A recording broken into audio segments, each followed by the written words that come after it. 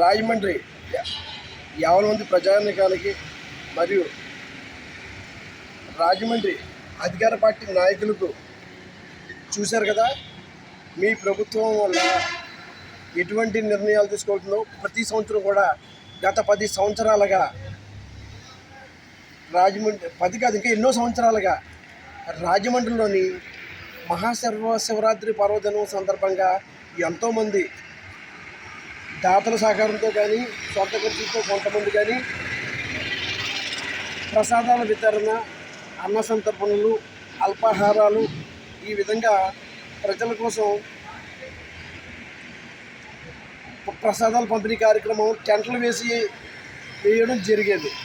ఈరోజు ఏమైందంటే రాజమండ్రి నగరంలోని ప్రతి చోట కూడా, అలాగే కోటిపల్లి బస్ స్టాండ్ ప్రాంతంలో కానీ, ఎంఆర్ఓ ఆఫీస్ దగ్గర కానీ ప్రతి చోట కూడా వేసిన టెంట్లు తీయించేయడం, పడగొట్టేయడం, మున్సిపాలిటీ సిబ్బంది మరియు పోలీస్ డిపార్ట్మెంట్ వారు కలిపి వచ్చి మరీ కూడా ఇక్కడ టెంట్లు తీయించేయడం జరిగింది.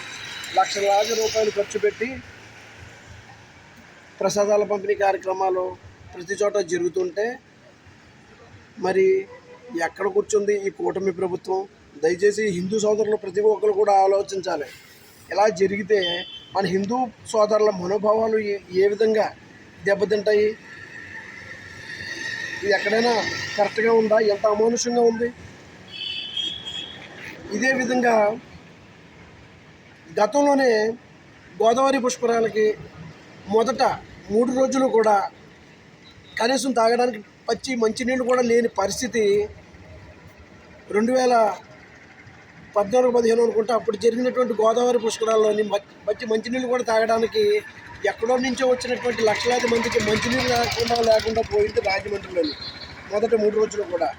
ఆ తర్వాత ఏదో జరిగింది. కానీ అదే పరిస్థితి ఈరోజు మహాశివరాత్రికి ఇక్కడ టెంట్లు బిగించడం వల్ల ఇక్కడ జరిగేటటువంటి అన్న సంతర్పణలు కానీ, ప్రసాద వితరణలు కానీ ఎంత ఆటంకం కలుగుతుంది. కానీ కూటమి ప్రభుత్వం కళ్ళు మూసుకొని మీ పాలన ఎలా కొనసాగిస్తున్నారో అర్థం కావడం లేదు.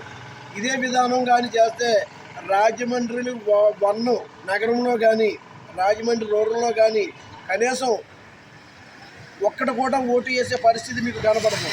ఇది మీకు ఖచ్చితంగా హెచ్చరించడం జరుగుతుంది. ఈ విధానం అనేది కరెక్ట్ కాదు. మీరు ఏ నిర్ణయాలు తీసుకుంటున్నారో, ఎటువంటి నిర్ణయాలు తీసుకుంటున్నారో తెలియదు. మాకు పైనుంచి వచ్చినటువంటి అధికార ఇబ్బందులని, పోలీసు వారు కానీ, మున్సిపాలిటీ వారు కానీ చెబుతున్నారండి. మాకు అధికార పార్టీ వాళ్ళు చెప్పారని చెప్తున్నారు. మీరు ఏం చెప్తున్నారో, ఏం చేస్తున్నారో మీకు అర్థం కావట్లేదు. ఈ విధానం మాత్రం హిందూ సోదరుల మనోభావాలు మాత్రం దయచేసి దెబ్బ కొట్టే విధంగా కానీ చేస్తే కనుక మీరు కంటికి కూడా కనపడలేని పరిస్థితి మీకు వస్తుందని మనవి చేసుకుంటున్నాను. ఇప్పటికైనా మారండి. ఈ రాజమండ్రిలోని చేస్తున్నటువంటి ప్రసాద వితరణలో జరిగే సందర్భాల్లో మీరు కలిగించే ఆటంకాలు ఈ విధంగా అనేది కరెక్ట్ కాదు. మీ ఆలోచనలు సక్రమైన రీతిలోని ఉంటే మరింతకాలం మీరు ఉండగలుగుతారు. లేని పక్షంలో రాజమండ్రి నగరంలోని, రాజమండ్రి రూరల్లోని మీకు బుద్ధి చెప్పే పరిస్థితి మాత్రం ఖచ్చితంగా కూటమి ప్రభుత్వానికి వస్తుంది. ఇప్పటికైనా మారండి. జై శ్రీరామ్.